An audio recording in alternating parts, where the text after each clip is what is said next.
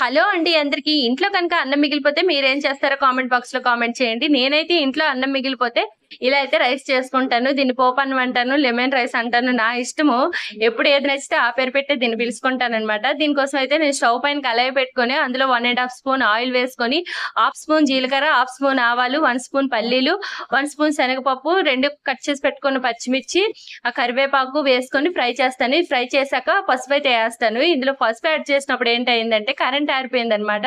So మళ్ళీ current వచ్చినప్పుడు కొంచెం కలర్ చేంజ్ అయింది. తర్వాత సాల్ట్ వేసుకొని అందులోనే రైస్ని కూడా వేసేసి కలిపేస్తాను. లాస్ట్ లో చిన్న నిమ్మకాయ ముక్క రసం అయితే పిండుకుంటాను. అంతే టేస్టీగా నాకైతే ఈ లెమన్ రైస్ అనేది రెడీ అయిపోతుంది. నేను డిగ్రీ చదువుకునేటప్పుడు మా అమ్మకు రోజు ఇదే చేయమనేదాన్ని అనమాట లంచ్ బాక్స్ లోకి. మా అమ్మ అనేది నిమ్మకాయలు లేవని, నిమ్మకాయలు లేకపోయినా పర్వాలేదు ఆయిల్లో పసుపు ఉప్పు వేసేసి చేసేయమ్మా అనేదాన్ని. నాకు అంత ఇష్టం.